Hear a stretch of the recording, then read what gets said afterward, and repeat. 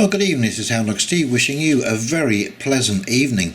And I picked up this story the other day. It's from RT, and it is about using drones in war, in a warlike situation, and but they have been basically perfected. So this is basically an overview of what happened when the Armenian army went to war with Azerbaijan, and they used some drones that were supplied by Turkey. Anyway, I think it's quite disturbing because this is now basically autonomous warfare. This is basically war without conscience, and pretty soon, of course, you'll be starting to see, robots on the field, robot dogs, and of course there is the Boston Dynamics robot Atlas, which is now staggeringly agile, and once they've overcome the battery issue, the battery charging, which I think they will, using scalar waves. You can radiate hydro out to remote locations, and there you go. It'll be a completely unhuman, I was going to say inhumane, but it won't be inhuman at all. It will be unhuman warfare. Pretty wild. Anyway, I hope you liked this article. I thought it was kind of interesting and a little scary too. It's by Scott Ritter, and he is a former US Marine Corps intelligence officer and author of Scorpion King. Like horse-mounted cavalry against tanks, Turkey has perfected a new deadly way to wage war using militarized drone swarms. And of course here is a picture of a drone. They're quite sophisticated and larger than I thought, but still. From Syria to Libya to Nagorno-Karabakh, this new method of military offence has been brutally effective. We are witnessing a revolution in the history of warfare, one that is causing panic, particularly in Europe. In an analysis written for the European Council on Foreign Relations, Gustav Gressel, a senior policy fellow, argues that the extensive and successful use of military drones by Azerbaijan in its recent conflict with Armenia over Nagorno-Karabakh holds distinct lessons for how well Europe can defend itself. Gressel warns that Europe will be doing itself a disservice if it simply dismissed the Nagorno-Karabakh fighting as a minor war between poor countries. In this, Gressel is correct. The military defeat inflicted on Armenia by Azerbaijan was not a fluke, but rather a manifestation of the perfection of the art of drone warfare by Baku's major ally in the fighting, Turkey. Gressel's conclusion that most of the European Union's armies would do as miserably as the Armenian army when faced by such a threat is spot on.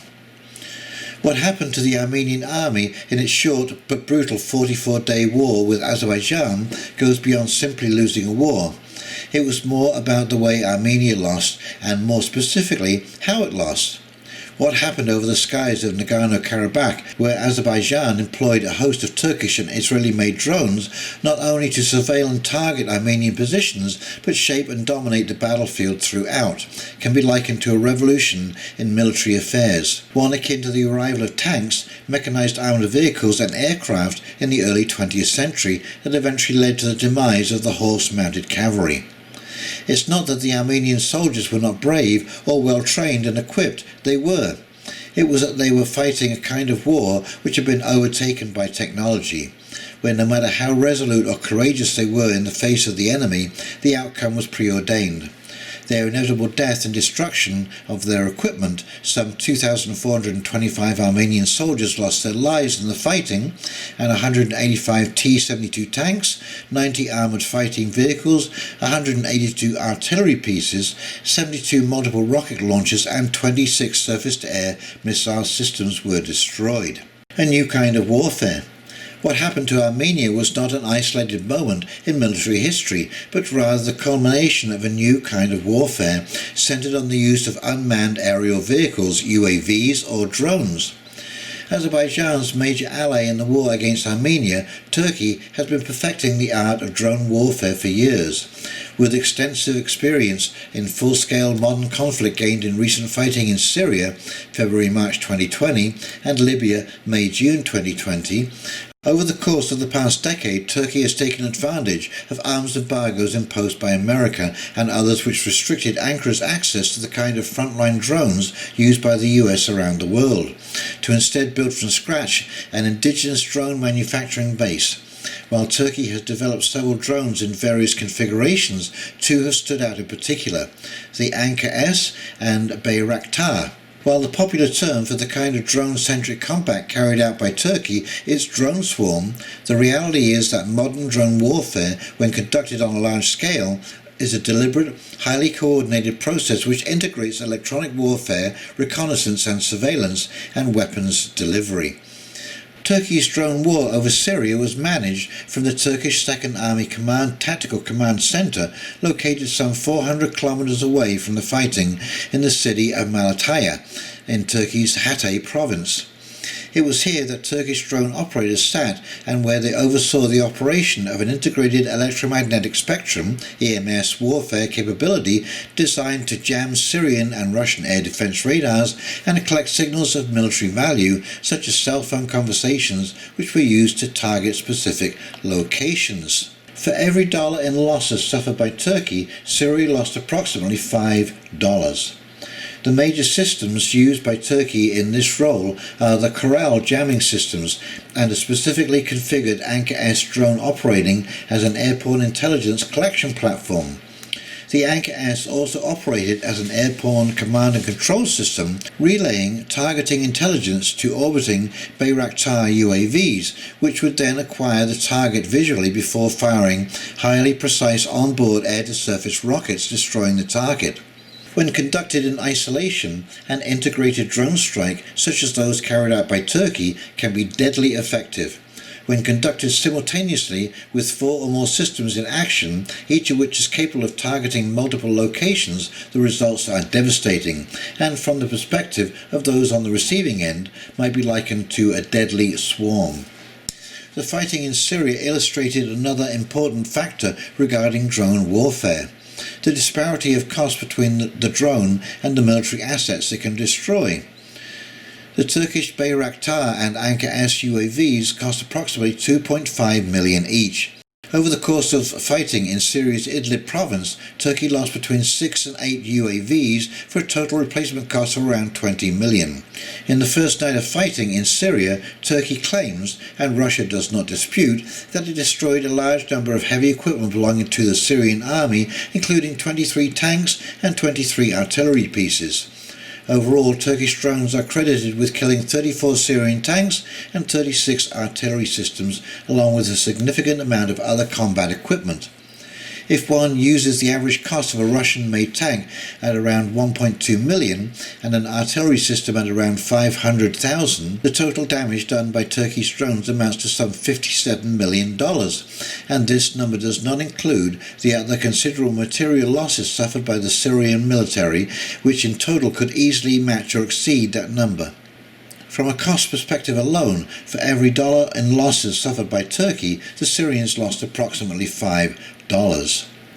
Turkey was able to take the lessons learned from the fighting in Idlib province and apply them to a different theatre of war in Libya in May 2020.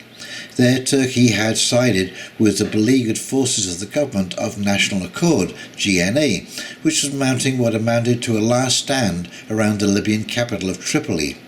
The GNA was facing off against the forces of the so-called Libyan National Army, LNA, based out of Benghazi, which had launched a major offensive designed to capture the capital, eliminate the GNA and take control of all Libya. How to capture half a country?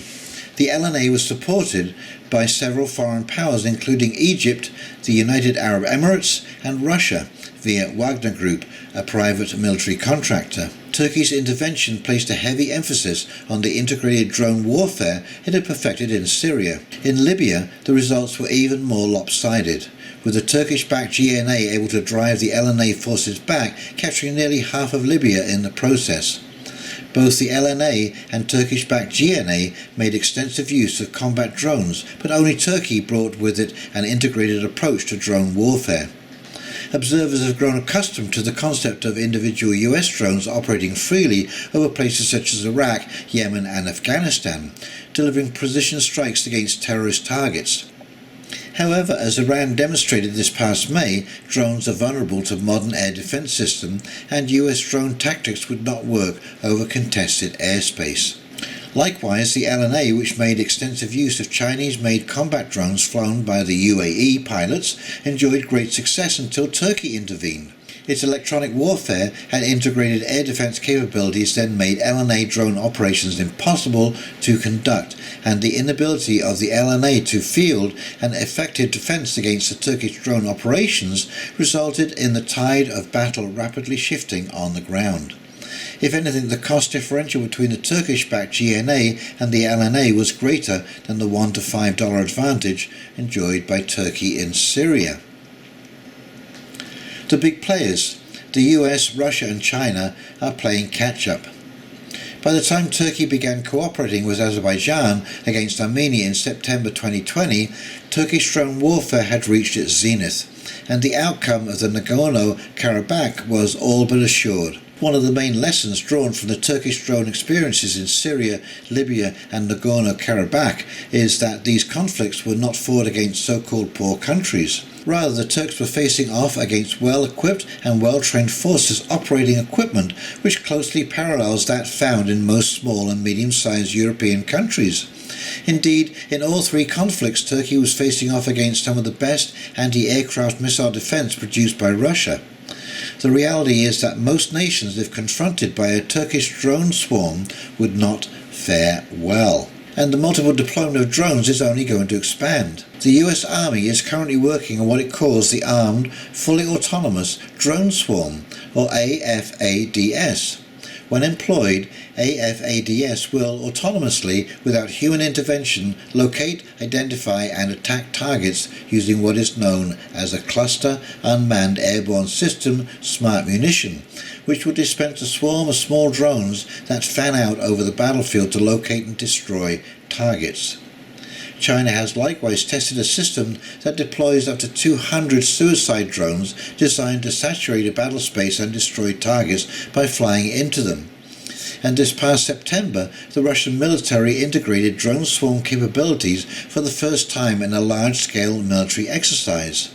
The face of modern warfare has been forever altered, and those nations that are not prepared or equipped to fight in a battlefield where drone technology is fully incorporated in every aspect of the fight can expect outcomes similar to that of Armenia. Severe losses of men and equipment, defeat, humiliation, and the likely loss of their territory. This is the reality of modern warfare which, as Gustav Gressel notes, should make any nation not fully vested in drone technology think and worry. Anyway, this is Howlock Steve signing off, wishing you a very pleasant afternoon, and we'll talk very, very shortly. You take care now. See ya. Bye.